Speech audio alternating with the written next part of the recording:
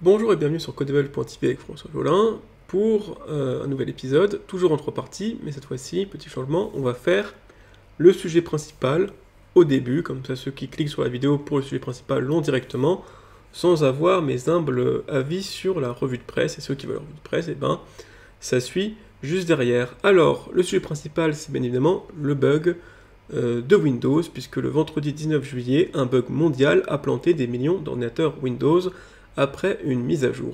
Chose incroyable, la mise à jour ne vient pas de Microsoft, mais d'une entreprise de cybersécurité, la maintenant fameuse CrowdStrike. Avec beaucoup de stupéfaction, des entreprises ont compris leur mortelle dépendance à un acteur monopolistique capable de mettre à l'arrêt leur business du jour au lendemain.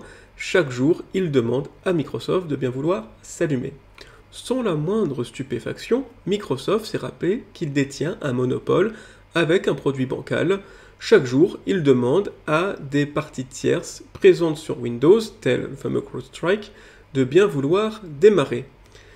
Idéalement, le cœur de l'OS appelé kernel ne doit pas être obstrué par des apps tierces. Si le module Bluetooth plante, l'ordinateur reste utilisable. Si un antivirus plante au démarrage, ce n'est pas critique pour l'OS, il doit pouvoir continuer le démarrage. Mais Windows a été conçu en considérant tout logiciel tiers comme fiable et honnête.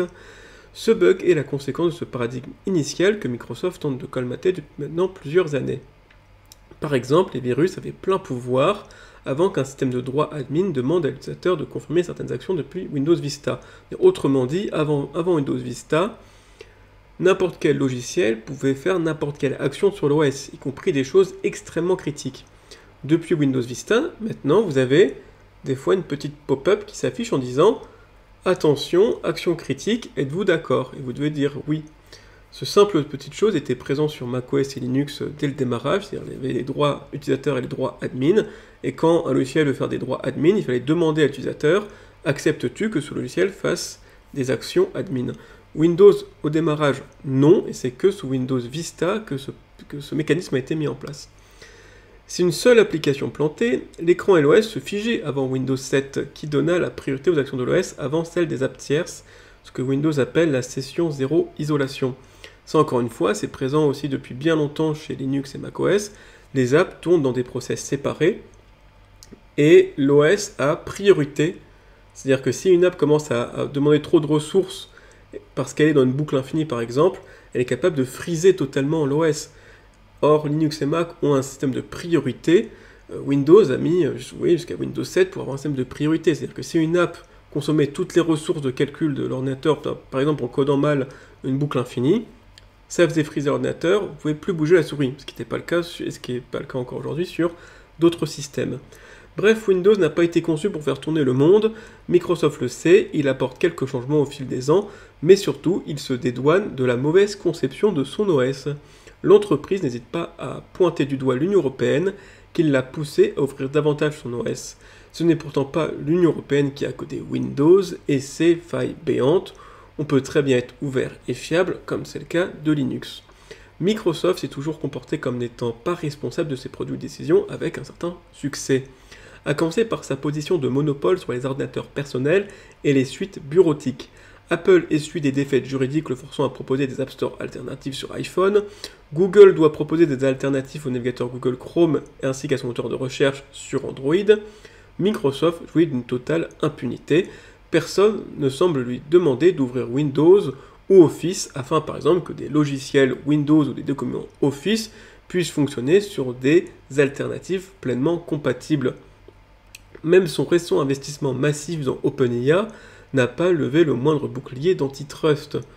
Pourtant, on pourrait imaginer que les .docs, .ppt ou .excel pourraient faire l'objet d'un standard ouvert comme c'est le cas pour le PDF qui émane d'une entreprise privée, à savoir Adobe, mais depuis maintenant déjà beaucoup d'années, PDF est officiellement un standard ISO et n'importe quelle application peut aller voir le standard PDF pour pouvoir ouvrir des PDF pleinement compatibles. Avant Windows 10 et son Windows Defender, l'entreprise de Palo Alto avait la réputation d'avoir un produit peu sécurisé également. Différentes études montraient qu'un ordinateur Windows 9 déballé branché à Internet se faisait pirater en 4 minutes seulement.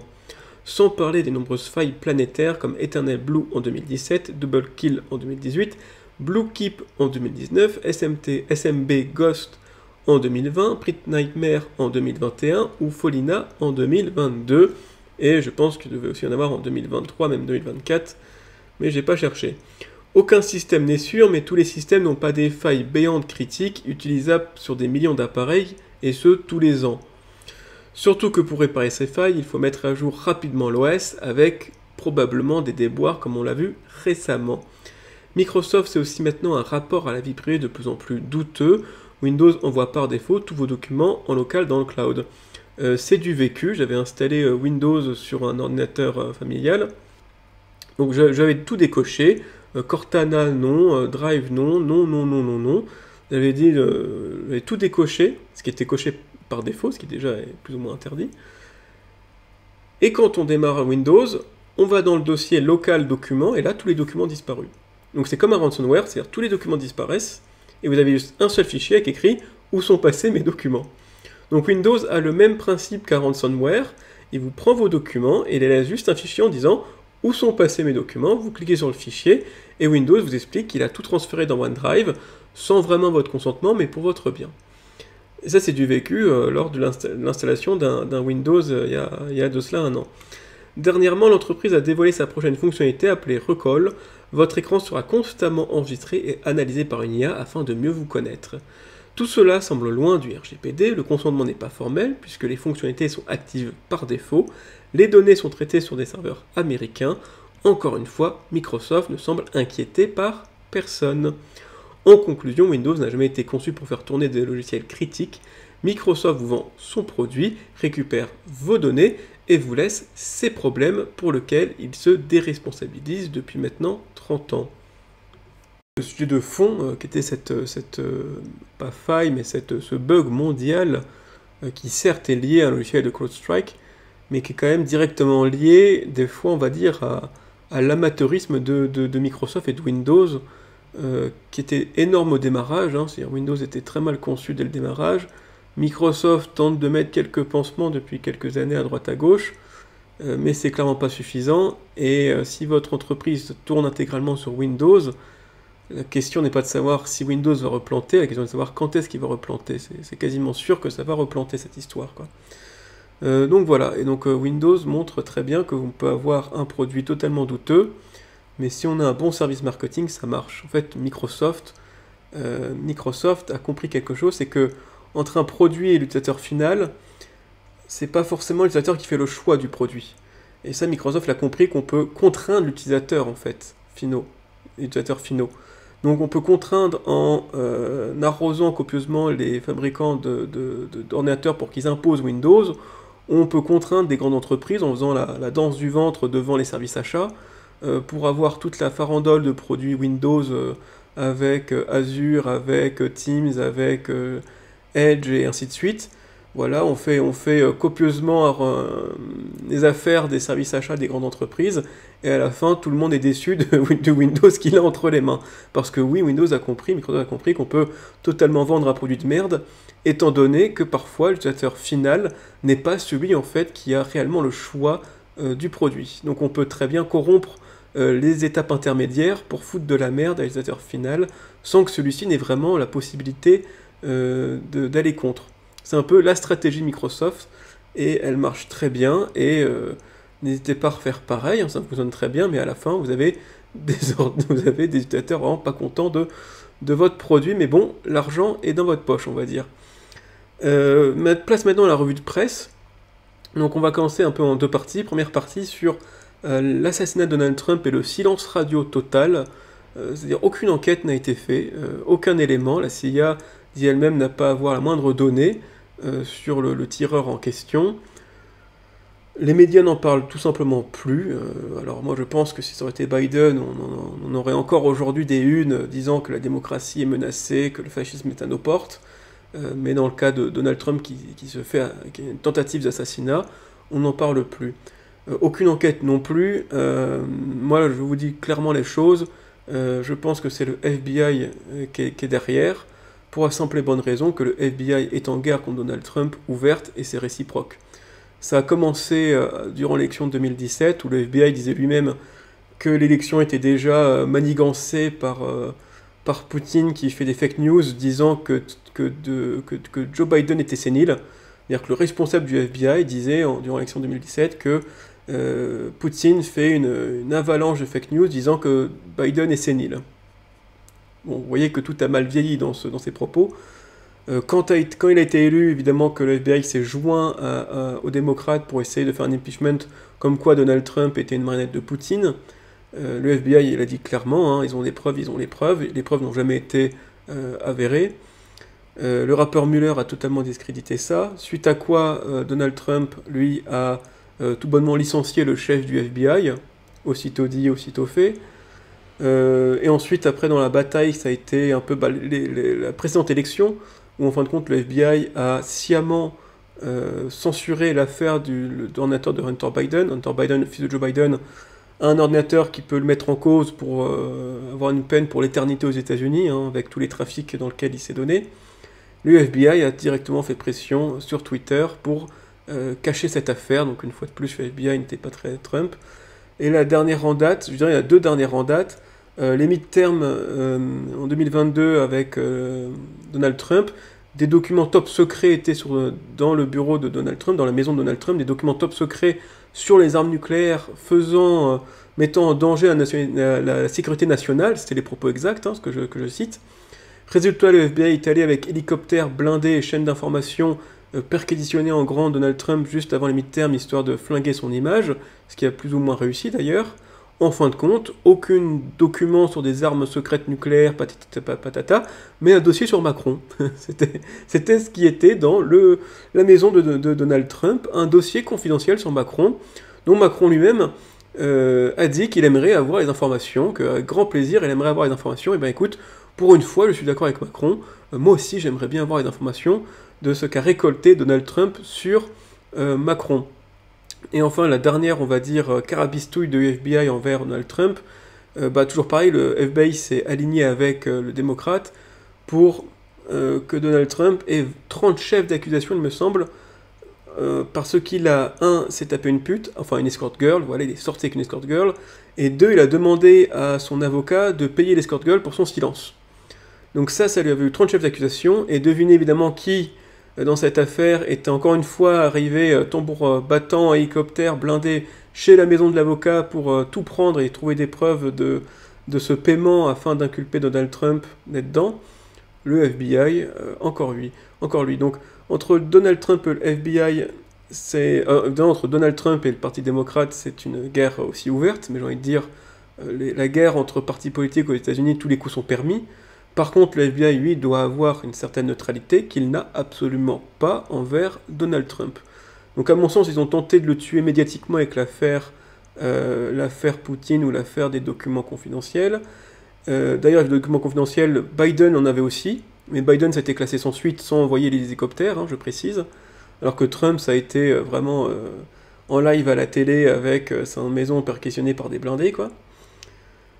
Voilà, donc qu'est-ce que je disais? Oui, voilà, donc ils ont tenté de le tuer médiatiquement avec l'affaire de la manigance russe dans les élections, ça a loupé. Ils ont tenté de le tuer médiatiquement avec les documents confidentiels, pareil.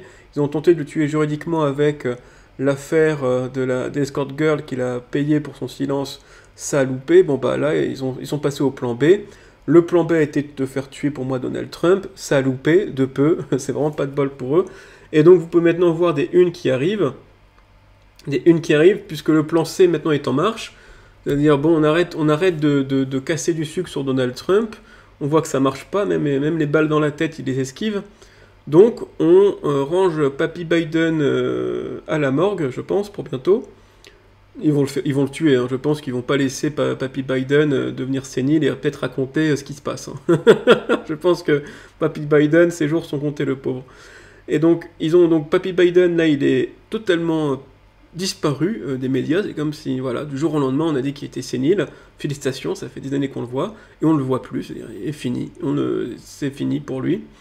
Et c'est Kamala Harris, donc vous voyez, on va avoir des unes, comme celle de Le Monde, ici, qui, je pense, vont abonder ces prochaines semaines et mois. L'engouement des démocrates pour Kamala Harris, cela fait penser à Obama en 2008, quoi. Donc, toujours pareil avec Le Monde, jamais dans l'excès. Le Monde va revenir dans cette revue de presse, ils ont fait quelque chose de magnifique. Donc première revue de presse sur en fait la non-presse, en fait, des suites de Donald Trump, alors que il suffit pas d'être un grand devin pour voir que très clairement le FBI a envie de le tuer, et que peut-être qu'une enquête dans ce sens aurait été très utile de savoir à quel point le FBI était en fait devenu politisé et était prêt à assassiner des candidats à la présidentielle. Je pense que beaucoup d'Américains seraient contents d'une enquête sur qui a tenté de tuer Donald Trump, surtout que pour moi euh, beaucoup de preuves, on va dire, ça pointe le FBI dans cette affaire pour laquelle le torchon brûle publiquement depuis des années. Voilà pour la première partie de cette revue de presse. La deuxième partie, c'est évidemment la cérémonie d'ouverture des JO et cette scène du Christ parodie avec des drag queens. Je ne sais pas quoi dire, c'est pitoyable, c'est minable, et c'est surtout dommage parce que, personnellement, cette cérémonie des JO, je trouvais que c'était quand même assez extraordinaire. Au fil de l'eau, avec les monuments de Paris, tout ça a l'air de s'être bien passé malgré une pluie abondante. Donc c'est absolument incroyable d'avoir fait tant d'efforts, tant d'argent, tant de personnes, tant de travail, pour à la fin tout gâcher avec à chaque fois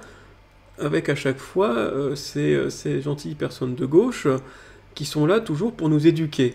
Et là, ils nous éduquent constamment du matin au soir à la télé française, quoi, dans les journaux. Et là, ils se sont dit, on va quand même pas louper l'occasion d'aller éduquer des milliards de personnes qui regardent la cérémonie, et notamment les chrétiens, avec ce tableau totalement vulgaire, moche, il n'y a rien d'artistique dedans. Et c'est ça que je trouve extrêmement dommage. Surtout que l'idée de base, c'était même pas... La scène, en fait, était presque le pompon, mais l'idée de base était de faire un défilé avec un DJ. Moi, je trouve qu'en France, trouver un DJ d'envergure internationale, c'est quand même chose aisée. Hein. Enfin, on en a des tonnes. On a David Guetta, on a les Daft Punk, on a DJ Snake, on a Major Lazer, on a Petit Biscuit. Enfin, on en a des tonnes et des tonnes de DJ d'envergure internationale qu'on aurait pu mettre à la place de cette dame. Et pareil, faire un défilé à Paris, j'ai envie de vous dire, on aurait pu mettre les meilleures maisons de haute couture de France qui font un défilé chronologique des pièces emblématiques de la mode française depuis 100 ans. Enfin, vous voyez que ça aurait pu être, David Guetta ou autre qui nous fait la présentation des 100 plus grandes pièces iconiques de la mode française depuis 100 ans sur le défilé. Donc je trouve ça assez incroyable de dire, on fait un défilé à Paris avec un DJ, et on trouve le moyen de chier à ce point-là, et de chier surtout sur la tête des chrétiens, ce qui est, en tant que chrétien, moi j'apprécie pas trop, quoi. Ils arrivent à nous faire des unes comme ça, donc c'est Le Monde, JO de Paris, quand les autorités catholiques confondent le banquet de Bacchus avec le dernier repas du Christ lors de la cérémonie d'ouverture. Donc c'est vraiment du pur petit élitisme parisien. Ils ont fait de la merde, et plutôt que s'excuser, ils disent non, c'est vous qui n'avez pas compris, vous êtes trop cons. Donc en fait, quoi qu'il arrive, ça sera toujours nous les gueux dans cette histoire, ça sera toujours nous les cons. Et donc là, voilà le dégoût absolu parisien devant vous. Et je mets ça en parallèle parce que, comme vous le voyez, la provocation en France est parfaitement tolérée. Vous pouvez aller provoquer des milliards de chrétiens lors de la cérémonie d'ouverture. C'est de gauche, donc c'est toléré, c'est ce qu'on appelle la liberté d'expression.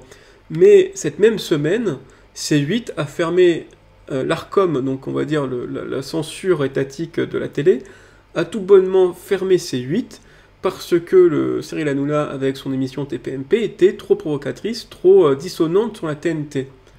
Donc, il ne pouvait pas licencier le personnage parce que c'était Bolloré, c'était son entreprise.